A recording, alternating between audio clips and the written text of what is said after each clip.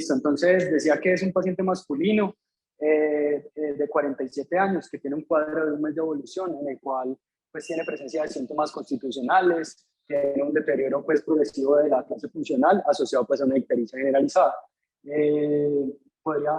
Con estos datos yo podría pensar pues, que los síntomas constitucionales pueden ser secundarios pues a un cuadro pues de una anemia que se ha ido progresando pues en el último mes. Esto también pues se vería apoyado por la presencia pues de ictericia, lo que me podría pues indicar que pueda tener una anemia a expensas pues de la fracción indirecta de la bilirrubina, probablemente una anemia hemolítica podría ser. Y pues eso también me podría explicar este deterioro pues progresivo de la clase funcional. Sería como mi primera impresión grande cuando yo veo eso. Allí, ¿cuáles serían tus 3 o 4 diagnósticos más probables de mayor a menor gravedad, ahí en la parte derecha del tablero, en el caso de este paciente? Que tú piensas que cuando te llegue a ti es lo que deberías descartar de entrada con base en lo que nos estás diciendo. Listo. Entonces, 3 cuadros, los escenarios más graves que yo considero.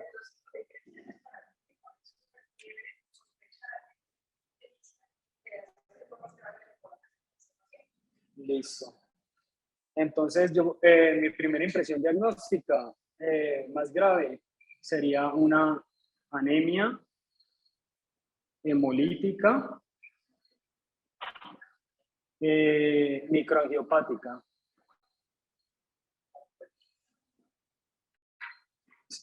Sería mi primer pues, diagnóstico más grande. Pues sería una emergencia, habría que tratarlo inmediatamente. Entonces sería como uno de los peores escenarios que yo tendría en cuenta. Listo, pues aunque no lo puse acá en la enfermedad actual, no lo nombraron. El paciente también podría tener incluso pues un cuadro infeccioso.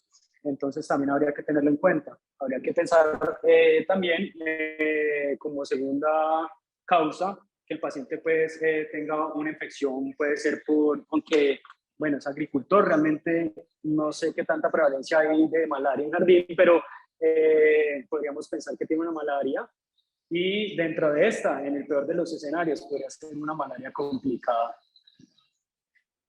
Entonces sería pues, mi segunda hipótesis diagnóstica. No descarto pues también que pueda estar comprometido el sistema cardiovascular. Es un paciente que tiene una disnea progresiva, que ha tenido un deterioro de la clase funcional y si bien pues esos pacientes pueden hacer ictericia pues por congestión hepática, también podría tener entre mis diagnósticos diferenciales una falla cardíaca descompensada. Sería como otra de mis impresiones diagnósticas.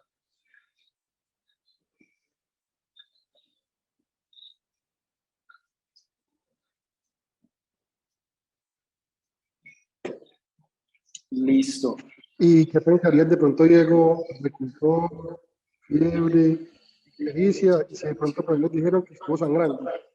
Perdón. Y que por ahí que estuvo sangrando. Estuvo sangrando.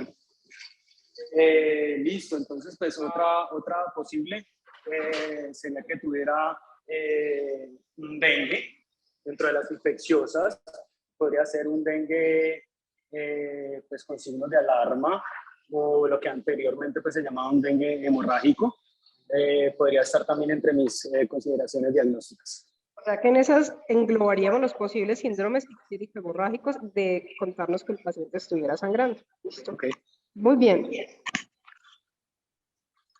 Bueno, entonces continuemos con el paciente. Entonces llegó al hospital de Santa Fe de Antioquia. Allá le documentaron una hemoglobina de 4.5. Realizan una transfusión de 3 unidades de glóbulos rojos empaquetados. Le tomaron previamente estudios carenciales y luego de haberlo transfundido, el paciente mejoró. Pero después el paciente evolucionó a que con fiebre, se presentó con fiebre, subjetiva, escalofrío, dolor torácico opresivo, por lo que otra vez volvió a consultar a la institución y allá lo deciden remitir a nuestra institución.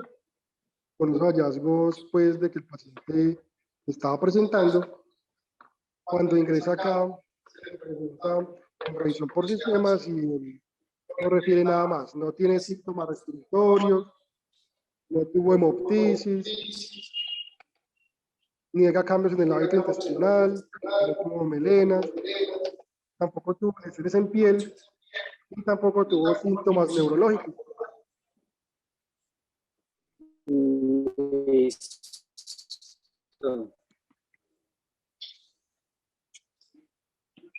En piel.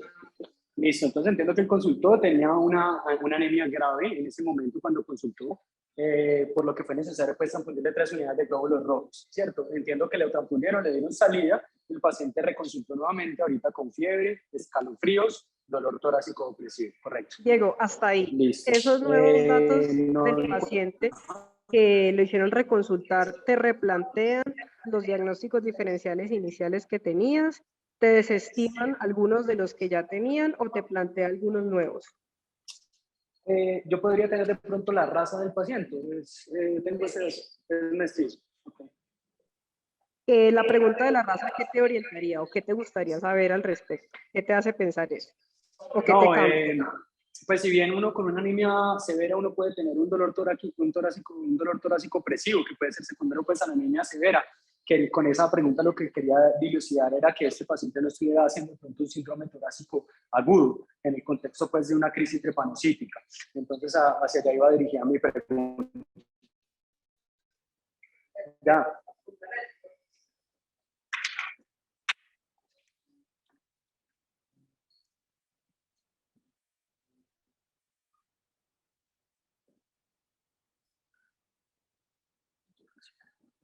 Listo.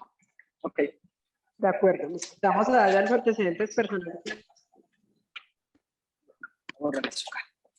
Si quiere, borra lo que no consideres muy importante y deja lo que consideres importante, ¿cierto? Listo. Vamos a ir ejecutándolos. Listo, perfecto. Antecedentes personales. Bueno, entonces, de antecedentes personales, una anemia no filiada,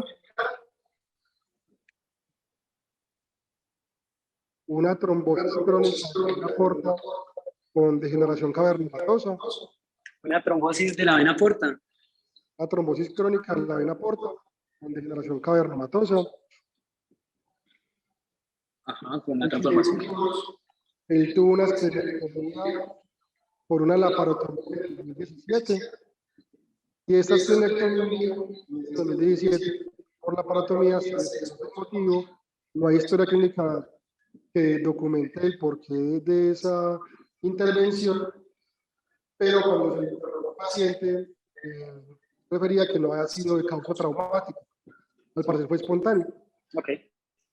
Tampoco conocemos si era después de la esplenectomía, y tampoco hubo ningún seguimiento al respecto. Alérgicos no tiene ninguno, tóxicos solamente un tipo operacional, la embriaguez. En la parte laboral, pues agricultor, está expuesto pues a múltiples pesticidas. La parte familiar, pues agua potable en la vivienda, no convive con animales, estuvo vacunado contra el SARS-CoV-2 con 2 dosis y un antecedente familiar de una hermana con lupus.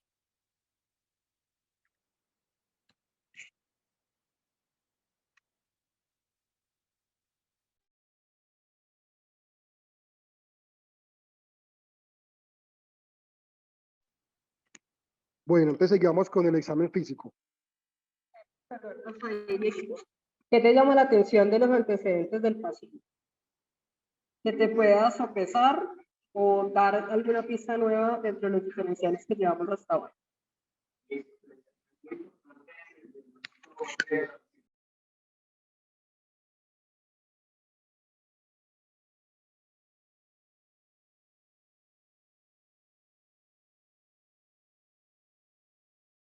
Diego, enciende el audio, por favor.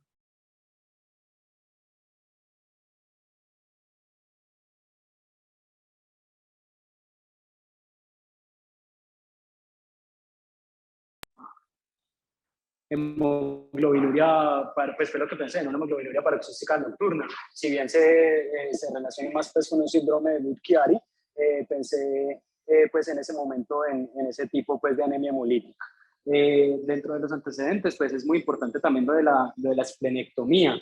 que sabemos pues que no es de una causa traumática, lo que me podría pues hablar de pronto en este contexto de pues puede ser un antecedente de una anemia con hemólisis extravascular, que haya sido pues, refractario al manejo médico y que haya sido que hayan utilizado pues, la esplenectomía para manejar una anemia hemolítica que sea extravascular. Entonces podría pensar eso. Sin embargo, pues habrían otras opciones diagnósticas. Y pues muy importante saber que la hermana pues tiene una enfermedad inmunorreumatológica, que eso también me apoya de que pueda pues estar relacionado con el paciente, y también digamos que también podría ser una anemia hemolítica secundaria en el caso de que nuestro paciente pues tenga una enfermedad inmunorreumatológica de base.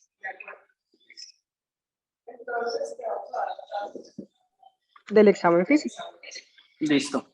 Entonces es un chico que estaba en aceptables condiciones en general, sin soporte de oxígeno, una presión arterial a su ingreso de 105/55, frecuencia cardíaca 115 latidos por minuto, frecuencia respiratoria 18, saturación de oxígeno 96, temperatura 37.9, estaba hidratado, le voy a dar solamente lo positivo.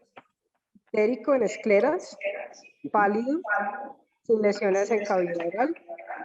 El cuello se le palpaban las cadenas ganglionares subcentimétricas, bilaterales, cervicales, posteriores y algo de las axilares también.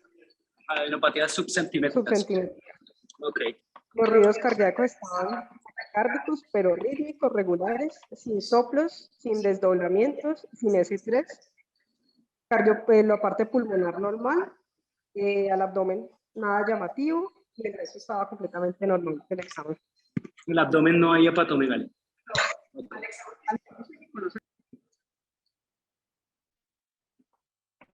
Ok. Sí. Entonces, hasta aquí. ¿Qué hallazgos claves? ¿Qué hallazgos claves de lo que tenemos hasta ahorita? Con antecedente de examen físico y tus diagnósticos o tus impresiones iniciales, ¿te confirman, te descartan o te abren nuevas opciones diagnósticas?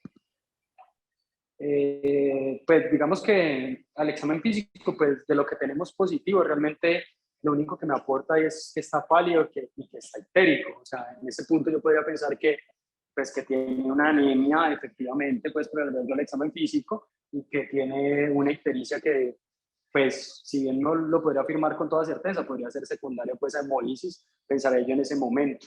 En cuanto pues al resto, realmente no tengo como otros hallazgos pues que me apoyen nada más. Las adenopatías son muy inespecíficas, son subcentimétricas, entonces no sabría pues si eran solo cervicales. Cervicales, Occipital. occipital y Bueno, supraclavicular. listo. Bueno, ese hallazgo también es importante porque si bien hay algunas infecciones virales que también pueden desencadenar algunas anemias hemolíticas, pensando pues en mononucleosis y en sus agentes, por ejemplo, un virus de Epstein-Barr, un citomegalovirus, un toxoplasma, podrían pues desencadenar también una anemia hemolítica en este paciente. Entonces, y más que el paciente al ingreso pues está taquicárdico, tiene una febrícula, tiene como signos pues, de una infección sobreagregada, entonces podría también ayudarme en esa parte. Bueno, Diego, entonces, lo que llevamos, por favor, un breve resumen del caso clínico con los datos más claves para ti por momento. Listo. Entonces tenemos un paciente masculino de 47 años con ocupación agricultor que consultó por un cuadro de un mes de síntomas constitucionales, deterioro de la clase funcional e ictericia generalizada. Tenemos que consultó con una anemia grave en un hospital periférico donde fue necesario transfundirlo con 3 unidades de glóbulos rojos, y posteriormente el paciente reingresa nuevamente con fiebre, escalofríos y dolor torácico. Tenemos dentro de los antecedentes que es un paciente con una anemia no filiada, que tuvo un antecedente de una trombosis crónica de la porta con cambios pues, que sustentan esta trombosis, y una esplenectomía sin causa clara con un antecedente familiar importante de una hermana con lupus eritematoso sistémico. Tenemos al examen físico un paciente que tiene adenopatías subcentimétricas pues, en varias localizaciones, está ictérico, pálido, y pues al examen físico sin documentarse pues una hepatomegalia ni otros hallazgos. Entonces eso sería como el resumen pues, de lo que tenemos hasta ahora. Muy bien, Diego. Entonces, hasta aquí. De las hipótesis de trabajo psicométricas que tenemos, ¿cuál será tu principal sistema comprometido en él? Eh, Todos sistemas. ¿Qué es lo primero que se te ocurre con el sistemas, resumen que ya ok. Lo primero que yo quisiera estudiar de mi hipótesis diagnóstica es la presencia pues, evaluar la parte hematológica, sería lo primero que yo quisiera evaluar. Entonces pediría estudios para caracterizar la anemia, para mirar a ver si es hemolítico o mirar qué perfil tiene. Sería como los primeros estudios que pediría. Y en caso de no ser el sistema comprometido, ¿cómo lo estudiarías? En caso de no ser el sistema hematológico el único comprometido, ¿tú cómo lo evaluarías? Entonces, si no, o sea, en caso de que no sea hematológico, buscaría descartar otras causas infecciosas en este ¿Cómo paciente. Le pediría una gota gruesa al paciente. Si bien tiene un cuadro muy larvado de un mes de evolución y hay que pensar en dengue, pues no sería tan acorde, pues no es descabellado pedirle un IgM para dengue a este paciente para documentar esta parte. Entonces empezaría a estudiar causas infecciosas. Y relacionando esa parte infecciosa con su profesión y su procedencia, ¿qué otros microorganismos te gustaría estudiar? Bueno, pues habría que pedirle también serologías para algunos virus, entonces habría que descartar virus Epstein-Barr, citomegalovirus, toxoplasma, y por ser agricultor. Esos toman un tiempo, pero hay otras que de pronto con el síndrome febril agudo en Colombia podemos tener más rápido y que pueden ser potencialmente más graves para este paciente. ¿Cuáles te gustaría evaluar? Si de pronto te dijera que le encontraron roedores. Listo, eso es importante, claro que sí, leptospirosis. Leptospirosis es importante también descartar en este paciente, así es. Y bien no nos han dicho que tenga diarrea, es importante considerar la hepatitis A también como una infección adquirida que nos puede dar también anemia, ictericia y el cuadro pues, de deterioro. Ok, hepatitis virales, sí, correcto. El paciente tenía de pronto el examen físico conjuntivitis no purulenta, eso no lo describían, ¿cierto? No, no tenía compromiso a nivel ocular, no la tenía y al interrogatorio tampoco la tuvo antes de. ¿Listo? Perfecto, ok. Muy bien. Bueno, entonces ya nos describiste cuáles serían los peores escenarios con motivo de consulta y enfermedad actual. Ahora, cuando ya tienes toda la historia completa, de los que ya tienes allí, ¿cuáles te parecen que toman más relevancia y cuáles podríamos ir descartando? Con lo que tenemos de examen. Listo, pues yo descartaría, en primera instancia descartaría esta. Esta me parece pues la menos probable. Listo. Esta también me parece muy poco probable. Por el cuadro de evolución del paciente también la considero poco probable. El patrón de fiebre, pues no lo tenemos bien claro, pero yo pienso que esas inicialmente descartaría las medicinas. De acuerdo. Bien. Entonces, ahora sí te vamos a dar el resultado de exámenes y nos vas a ir contando qué laboratorios quieres. Listo. Entonces, bueno, inicialmente, pues lo más importante, un hemograma. Pediría, le voy diciendo si nada más los resultados. Listo, entonces hemograma. Ese hemograma tiene una hemoglobina de 4.42, hematocrito de 13, una BCM 96, CHCM 34,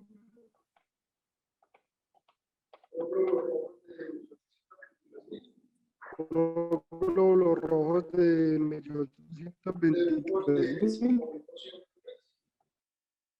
leucos de 5.210, que está discriminado por unos neutrófilos de 1.220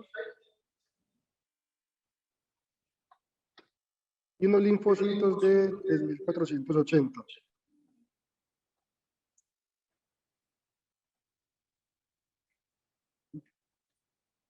Tiene también unos neutrófilos de 10, monocitos de 220 y plaquetas de 94.000. BSG. Listo, muy bien. Ok, entonces me gustaría también en este momento pues saber el resultado de otros exámenes, de los reticulocitos, de un extendido de sangre periférica, Listo, entonces, reticulocitos, el IPR le dio 0.65. 0.65 el índice de producción. Corregido. Eso ya está corregido. Listo. Extendido, me dijo, ¿cierto? Sí.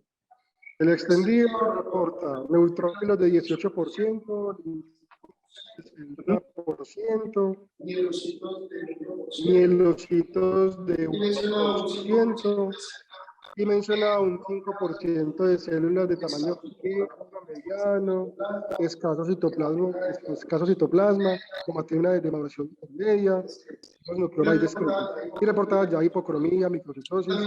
También mencionaban en el extendido que tenía un marcado efecto de Rouleau y escasas macroplaquetas. Listo. Entonces, de ahí importante el extendido, el Rouleau y los otros células de tamaño ahí como alto.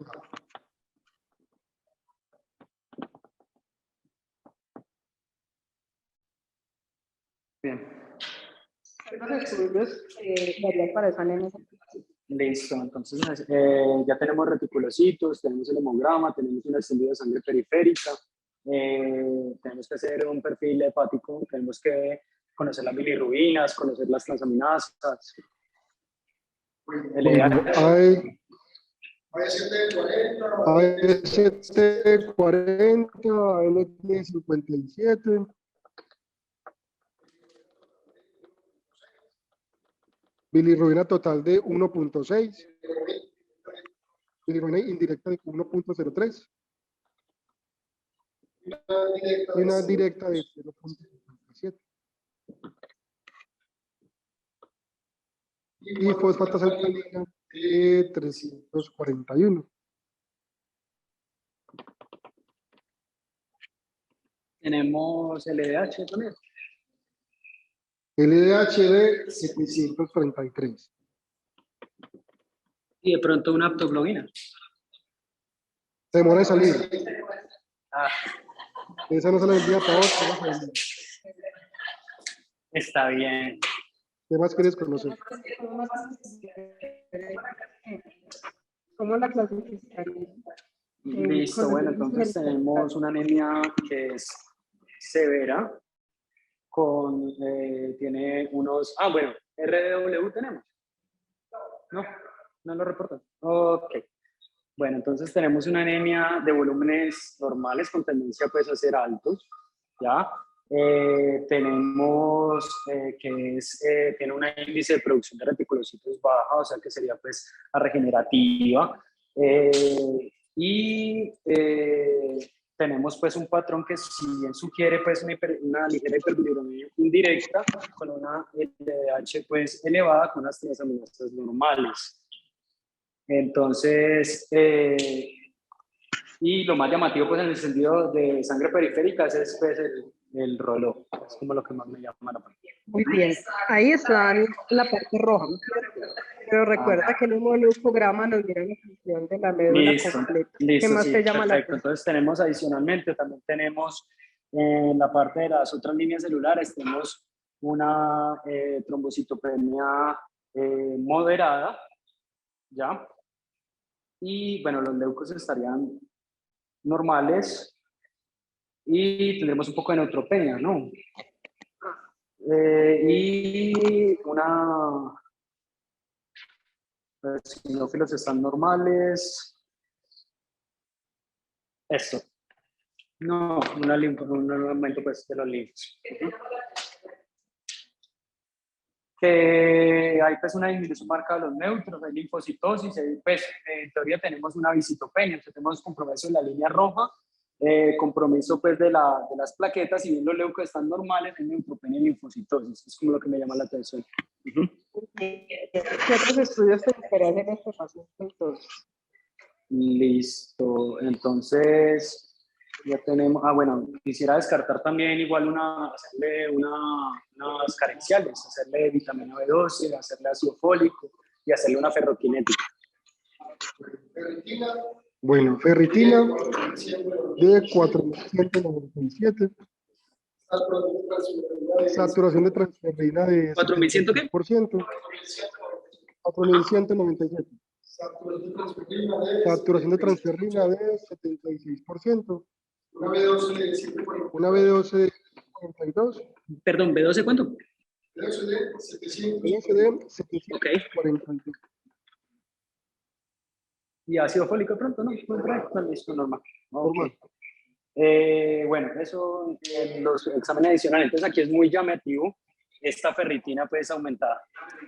Es como lo que más me llama la atención. Eso se clasifica como un síndrome de hiperferritinemia, ¿no? Y hay algunas causas que han estado, que se han asociado pues con síndromes de hiperferritinemia, ¿no? Entonces, vamos a escribir por acá.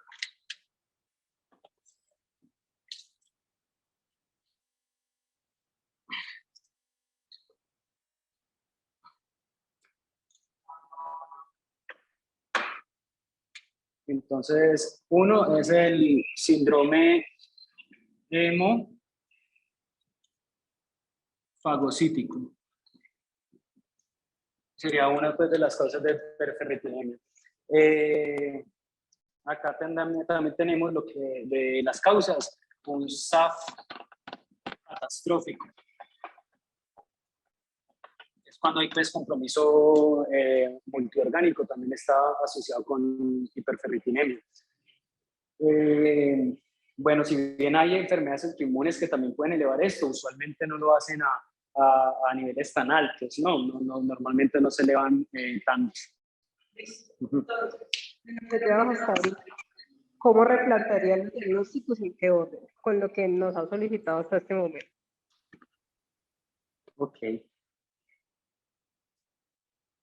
Bueno, entonces, anemia hemolítico microangiopática, realmente no tengo como herramientas para seguir sustentando ese diagnóstico. No hay presencia, pues, de esquistocitos pues, a nivel del frotis de sangre periférica. Entonces, pensaría que este diagnóstico no sería, pues, el más adecuado. Tampoco tenemos presencia, pues, de drepanocitos a nivel de... Si bien esto no lo descarta, pues no hay presencia de panocitos tampoco en el frotis de la sangre periférica. ¿Qué harías para confirmarlo o descartarlo? Habría que hacer una electroforesis de hemoglobina, ya, buscando la presencia de hemoglobina S, ya sea pues por un rasgo falciforme o porque sea homocigote. ¿Se le hizo al paciente? Está normal. Sí. Electroforesis de hemoglobina es normal. Normal, listo. La anemia hemolítica microangiopática. ¿Sí? Formas el paciente decide con anemia. Entonces, ¿qué otras causas nos pueden dar eso? Bueno. Entonces, bueno, habría que los estudios infecciosos, mira a ver si se le hicieron los estudios infecciosos, hepatitis, los hepatotropos, mira a ver si se le hizo serología para los gérmenes que ya mencioné, leptospirosis, citomegalovirus, virus de Epstein-Barr. Negativos. Negativos. Ok, todos negativos. Muy bien. Listo. Le hicieron gota gruesa en la Ninguno se hubo hemoparasitas. Completamente negativos. Bueno, entonces creo que descarté todos mis diagnósticos. Malaria complicada, dengue con signos de alarma, crisis drepanocítica. Bueno, sí, hemos descartado todo. Recuerda lo que dice la doctora Adriana. El paciente sigue con anemia. Y tú ya identificaste que es una anemia con LDH elevada, elevadas, y otras causas que se te ocurren. Listo. Entonces, bueno, causas de anemia hemolítica, hay que pedirle un CUMS. Es muy importante determinar si es inmune o no es inmune. Eso me da un diagnóstico diferencial. Es correcto. Entonces, el CUMS directo salió positivo. 3 cruces. CUMS directo.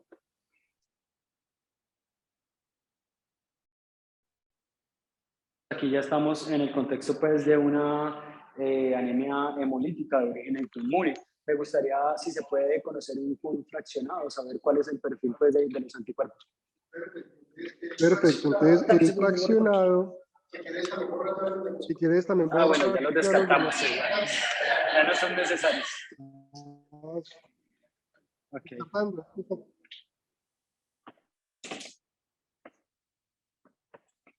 Listo. Entonces el Kunz fraccionado. Entonces, el cúmulo fraccionado, IgG una cruz, IgM una cruz, C3D dos cruz.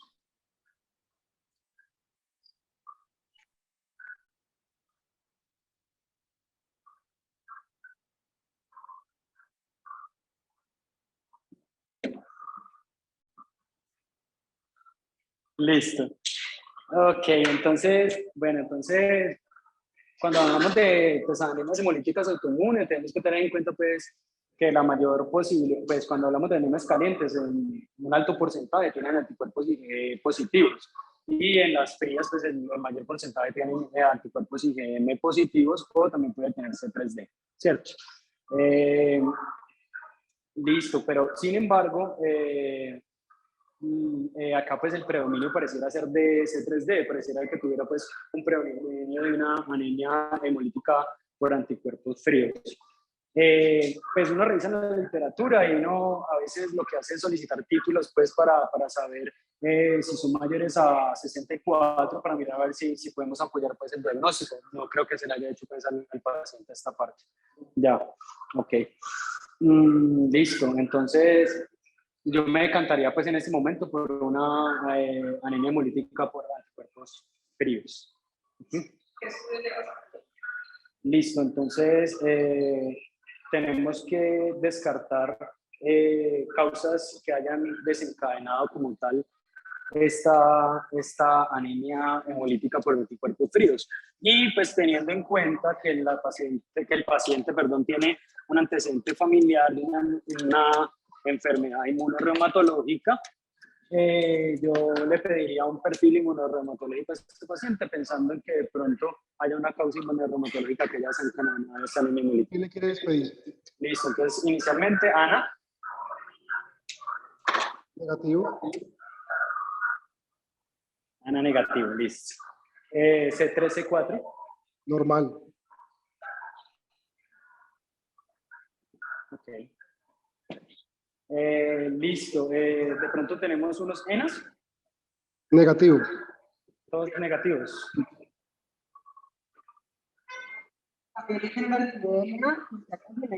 Antidenina negativo. Listo. Factor reumatoideo. Normal. Y unas crioglobulinas. Negativas. A las 48 horas. 48 horas. Crioglobulinas negativas. Ok, bueno. Era cierto. Un hombre joven con una anemia hemolítica CUMS positiva, sospecha de que sea de etiología inmunomediada, ¿cierto? Correcto. De las causas o los sospechosos actuales, como bien nos dijiste, que tienen antecedente familiar con lupus, yo lo primero que debería descartar es que este paciente lo está cursando porque está en rango de edad, a pesar de ser un hombre, y razonablemente se han descartado las causas. Pero recordemos de dónde vienen los anticuerpos, ¿cierto? Correcto. Y más apoyando lo que tiene el fenómeno de Roló. Entonces, en este momento me gustaría ver una electroforesis de propensión. Ya tenemos.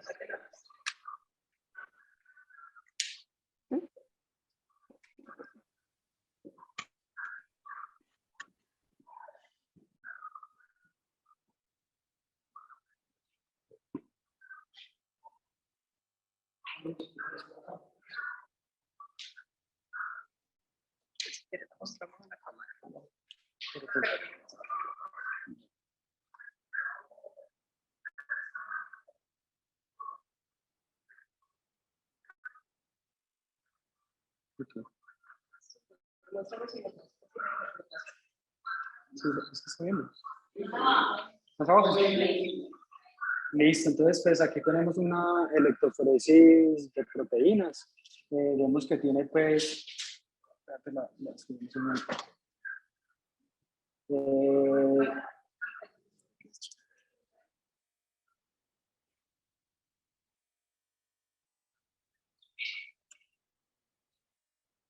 Tenemos pues una hipoalbuminemia con una disminución pues leve del pico de la albúmina.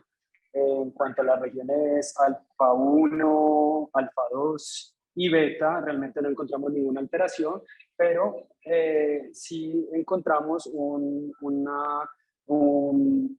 aumento pues en la región gamma que pareciera pues de origen policlonal, que no pareciera pues de origen monoclonal, o sea que eso podría ser pues secundario más a procesos inflamatorios o infecciosos. Y ya con base en lo que nos acabas de decir, ¿cómo correlacionas eso con el diagnóstico del paciente y su hemograma? Ok. Listo.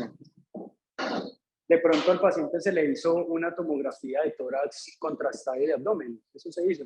Sí, se hizo. ¿Por qué quisieron? Porque también quisiera descartar un proceso linfoproliferativo.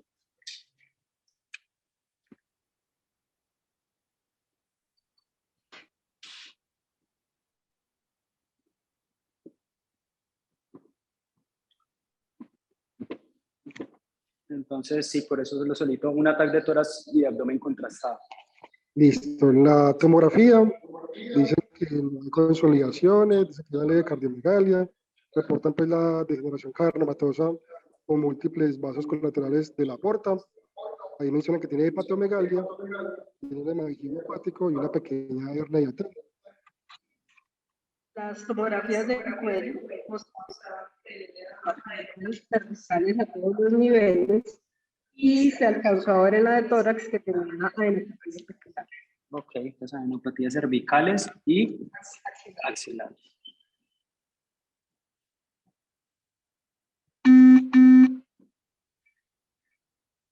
Ok. Bueno, entonces pues ya en ese momento, pues pensando en ese... Hasta ahí, haznos un resumen del caso. Listo, entonces un paciente que tiene un mes de fiebre, de síntomas constitucionales, con antecedentes pues, de una anemia neofilia de larga data, de trombosis de la porta, una hermana con una enfermedad inmunorreumatológica. Dentro de los exámenes lo que se ha descartado es, pues tiene una anemia hemolítica autoinmune, ¿ya? Pues inmunomediada, y dentro del examen se ha descartado pues causas infecciosas, hemos descartado con un perfil autoinmune pues que tuviera alguna enfermedad inmunorreumatológica de base, pues descartamos otros diagnósticos diferenciales pues por el cuadro clínico y por los hallazgos del examen físico. Ahorita estamos pues sospechando un síndrome linfoproliferativo. Listo, muy bien. Entonces, ese sería tu primer ejemplo. Ahora, ¿cómo harías para confirmar? ¿Qué pruebas le pedirías a ese paciente que está con una anemia grave, con un complejo hematológico significativo, que tiene una inversión del diferencial de linfocitos y neutrófilos desde su primer hemoleucograma, ya que estás sospechando un proceso linfoproliferativo? Bueno, bueno, tenemos una electroforesis con una gamapatía policlonal. Yo le pedí una biopsia de ganglio cervical. Sería como algo que yo quisiera hacer, si es susceptible pues de biopsia. Como eso implica corte, procesamiento, tinciones e inmunistoquímica, se demora. ¿Qué examen crees que pudieras tener a la mano, que tenemos en nuestro medio, que te ayudaría a acelerar un poco ese proceso y ayudarte en la parte diagnóstica?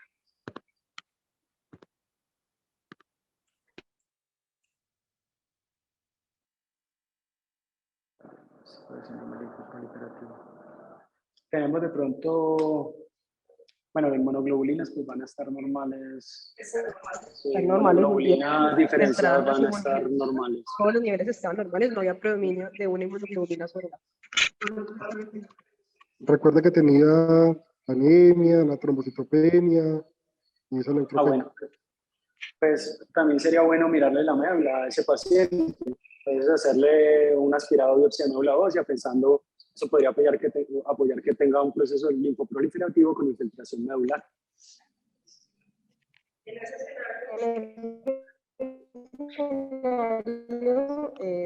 Para todos los asistentes que estén en sangre periférica, justamente cuando tenemos alguna sospecha del síndrome linfoproliferativo, que nos permite hacer una fenotipificación por clúster de diferenciación de esos linfocitos para ver si hay poblaciones aberrantes. ¿Listo? A este paciente se le pidió ese estudio más los otros que dijiste, un estudio de los ganglios que ya nos los confirmaron por imagen, un estudio aspirado de biopsia en médula ósea, ¿listo? Y también se le hizo la citometría de flujo en sangre periférica. Hasta allí, con base en lo que tenemos, vamos a responder unas pequeñas preguntas. ¿Listo? Hasta ahora, ¿hay alguna única causa que explique todo el cuadro del paciente?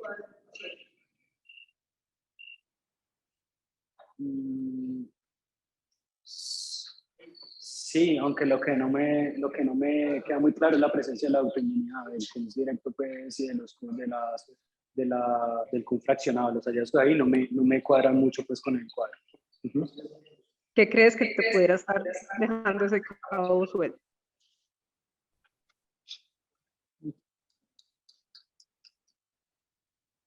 No, pues descartamos un proceso inmune, pero no sé, pues, si puede hacer que realmente ese CUM no sea realmente positivo, que pueda ser de pronto un falso positivo y que no sea realmente una anemia inmunomediada, que no sea, eso pues, no me cuadra mucho pues, en el cuadro del paciente.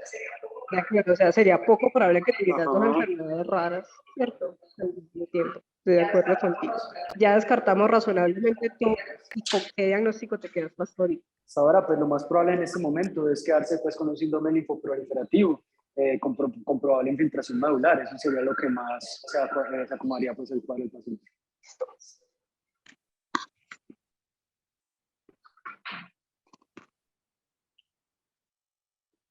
¿Qué examen quieres escribir?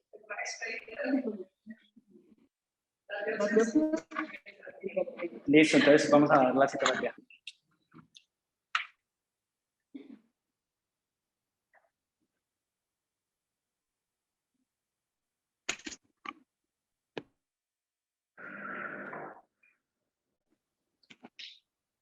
Listo, entonces la citometría de flujo en sangre periférica nos reporta un inmunofenotipo en sangre periférica con compromiso por un trastorno linfoproliferativo crónico de células B maduro monotípico lambda CD20 positivo.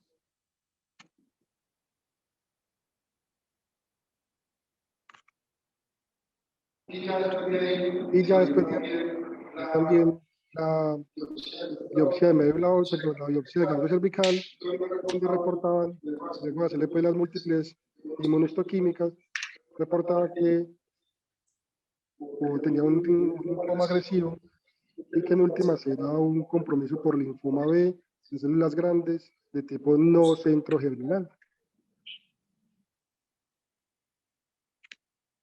En la médula ósea también linfoma B maduro.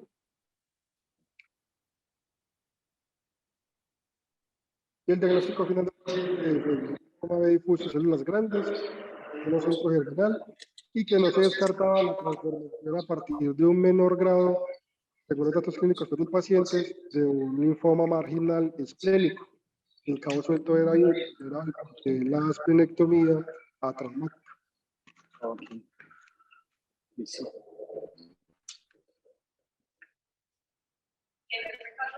Y en ese caso, la anemia hemolítica multimodal que sí la tenía es un fenómeno en el paraneoplasia. ¿Listo? O sea, su origen de los anticuerpos que nos estaba marcando el CUMS, tanto en directo como en fraccionado, era justamente la alteración del linfocito B que estaba produciendo anticuerpos deliberadamente IgG, MC3D, que te va a dar positivo lo que viste del CUMS fraccionado, que te va a explicar el fenómeno de Hullo. En anemia hemolítica autoinmune, el fenómeno de Hullo simplemente son hemoglóbulos rojos que están apilados. No quiere decir que sea exclusivo del mieloma múltiple, no de sustancias que hacen que pierdan ese potencial Z eritrocito y se juntan. ¿Listo? Por eso se apilan el tubo. Y también te reportaban macroplaquetas en el extendido de sangre periférico, que es por un fenómeno de aglutinación en este paciente. ¿Listo? El paciente finalmente se le hizo un PET-CT en donde se confirmó que más allá de esas adenopatías que eran subsendiométricas, estaban presentes desde el cuello hasta las ingles. Era un estadio 4 de Ann Harwood y se le inició terapia pues con R-CHOP. Ahí en este caso, lo que se destacó pues con el hematólogo y el equipo tratante es que ese antecedente de esplenectomía en un paciente que no tuvo un trauma, que no tuvo antecedente de anemia de células falciformes, no puede ser un cabo suelto porque probablemente él ya tenía un trastorno linfoproliferativo, posiblemente que le dio una escleromegalia masiva y quedó con algún remanente que es en estos momentos del paciente. Ok. Listo. El profe Jairo tiene levanta la mano. Adelante, profe. Hola, buenas días. ¿Me escuchan? Sí, hola. Muchas gracias por la invitación, muy bacano. Al doctor, yo le tengo unas apreciaciones interesantes. Me parece muy bacano el ejercicio. Hubo unos sesgos, lo comentaba Adri, en backstage nuevamente. La parte del tamaño importa, tiene su veneno. Al principio de tu conversación, de tu disertación, hablaste que las adenopatías probablemente no eran importantes porque eran chiquitas. Y creo que tal vez podría haber sido interesante tener glándulas por todos lados. Es muy raro. Segundo, el diferencial de tener 3.000 y pico linfocitos circulando en sangre periférica es un hallazgo que es muy llamativo. Y como decía Ari, también ese ruló que está metido ahí, que no mira, observa, pero que los anticuerpos no le dan, uno dice, venga, ¿y por qué 3.000 y pico? O sea, eso no es usual, eso no es normal. Hay un interesante que me llamó mucho la atención, que fue ese framing con la parte de la aproximación a la trombosis porta con degeneración cavernomatosa y la parte de pensar posiblemente que haya sido HPN, lo más usual, sobre todo esa parte, pues el HPN sí, pero mira que tenía una trombosis previa de la porta, perdón, tenía una esplenectomía, ahí entra el veneno. ¿No será que ese man por hiperflujo estamos viendo lo que no es y que eso sea un hallazgo más relevante asociado tal vez al procedimiento quirúrgico que le hicieron? Entonces creo que hay puntos muy interesantes que tanto Paul como Adri hicieron de una forma magistral y me parece muy bonito cómo lo hicieron, esa forma de mostrar todos esos sesgos para aproximarse. Hay aprendizaje, creo que la heurística están bien, pero hay un punto importante, la probabilidad pretest, digamos que va siendo relevante a la hora de comenzar a tomar las decisiones. Muy bacano, Adri y Paul, nuevamente, me parece un ejercicio muy chévere. No sé si mis apreciaciones son compartidas o si tienen otro tipo de apreciación al respecto. Muchas gracias por el espacio. Profe, gracias a usted por su participación y por estar conectado y apoyarnos con la otra visión. A Diego, felicitando. Es una aproximación muy adecuada del cuadro. Llegó al diagnóstico, llega el síndrome linfoproliferativo y que finalmente, como lo establece la ley de Sutton, si usted identifica que ese es el problema, debe dirigirse al problema y muy bien estableciste. Vamos a la médula porque no está bien, vamos al ganglio porque algo está pasando y de ahí que nos digan cómo lo vamos a tratar. De acuerdo.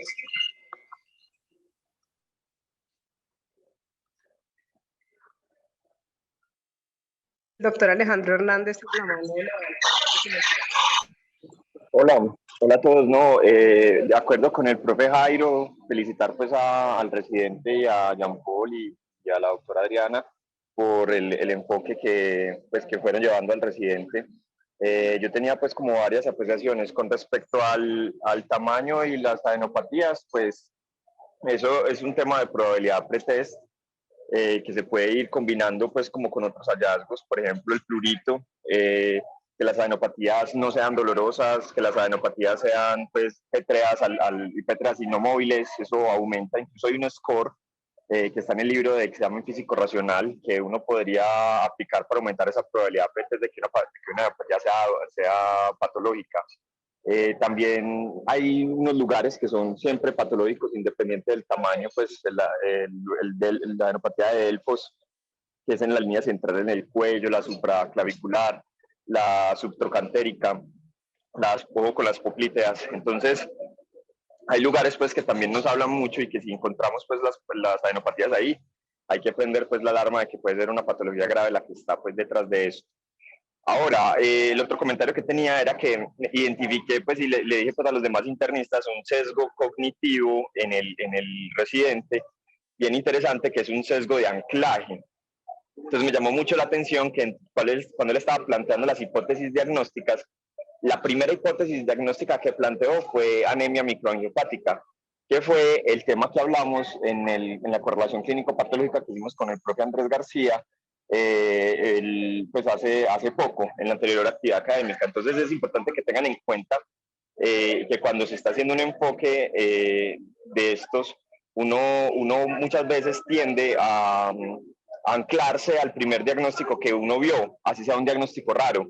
Entonces uno alguna vez vio no sé, una hemoglobinura paroxística nocturna y eso es lo primero que piensa. Y entonces, como dice la doctora Adriana, pues Sutton iba a donde estaba la plata y muchas veces la plata está en lo más frecuente y en lo que tenga la probabilidad mayor según los hallazgos clínicos. Entonces es importante muchas veces, como mientras vamos aprendiendo, establecer pues esas hipótesis diagnósticas también de acuerdo a una probabilidad y no a lo que hayamos visto. Y eso es una cosa pues que se va aprendiendo a medida que se van viendo los casos. Por lo demás, excelente actividad académica, muy bonita, y quería promocionar también que la doctora Adriana y el doctor Jean Paul sacaron un documento muy bonito de razonamiento clínico y bueno, que lo compartimos en el grupo que tenemos de docencia. Un abrazo y muchas gracias.